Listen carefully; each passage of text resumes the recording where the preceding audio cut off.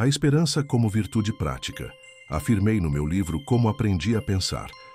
Os filósofos que me formaram, da editora Planeta, que sempre suspeitei que a filosofia fosse uma busca pela esperança. Ainda que não pretenda fazer essa afirmação no sentido universal, nunca tenho essa inquietação de participar de qualquer que seja o universal.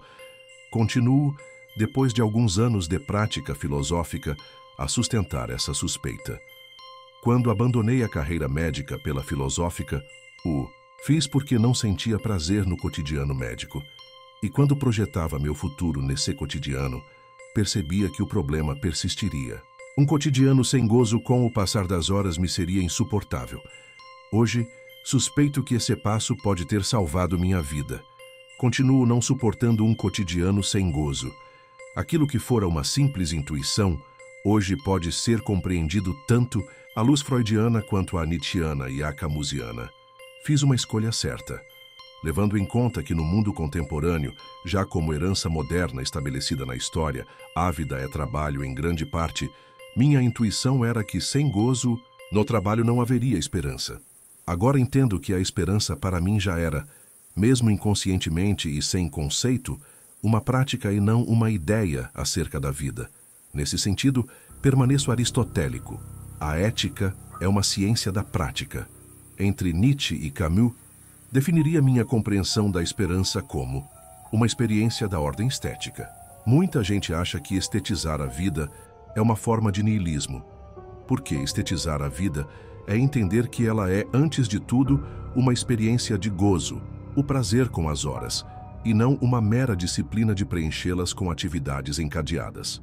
Diante de indagações essenciais, para alguns acerca do sentido existencial ou ético da vida, o filósofo que a estetiza, que a vê como experiência sensorial antes de ideacional, responde: o sentido é o gosto.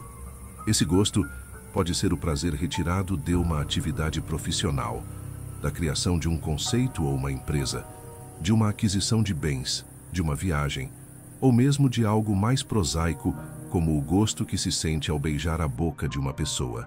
Ou ainda, a experiência da beleza sublime de um espaço vazio em meio ao deserto ou diante de uma montanha.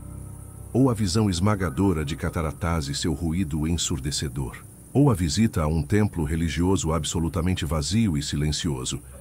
Mas como esse tipo de experiência seria nihilista, antes de tudo, porque ela parece desfazer a sustentação eterna do sentido das coisas. Esse argumento por si não se sustenta. Muito do que Kant entendia como sublime, ou mesmo o que os místicos narram como a experiência direta do divino, via o sublime da natureza, ou a beleza da música sacra, se dá no âmbito de um vocabulário religioso de teor estético. Logo, a estética é, na verdade, um dos caminhos privilegiados para o continente religioso, que muitas vezes fundamenta o pressentimento do divino. O vínculo com o niilismo está em outro lugar. Está no fato de que uma vida estética parece sempre correr o risco de tornar-se sadiana e indiferente ao sofrimento no mundo. A vida estética parece pouco comprometida com a dor do mundo. Esse modo de crítica tem fundamento. E quando a experiência do gozo ou do prazer for impossível, como superar a dor, o sofrimento, a morte, a finitude e as frustrações decorrentes? Responder a essas questões é fundamental quando se faz notas sobre o desespero e a esperança. Mas a verdade é que a finitude e tudo que dela decorre não invalida o pressuposto de uma vida em que a esperança seja fruto do gozo estético com a própria vida. Tampouco invalida o fato de a esperança ser uma virtude prática. A rigor, lembremos, só existem virtudes práticas. Mas a verdade é que a esperança, como virtude estética, tem a consistência de uma chama que aquece e, por fim, se extingue ao longo de uma vida curta. O problema é que a tristeza e o desespero se apresentarão em algum momento da vida. O estoico terá seu momento de fala. Como a esperança sobreviverá à finitude? Como responderemos à falta de liberdade de Antígona diante do destino?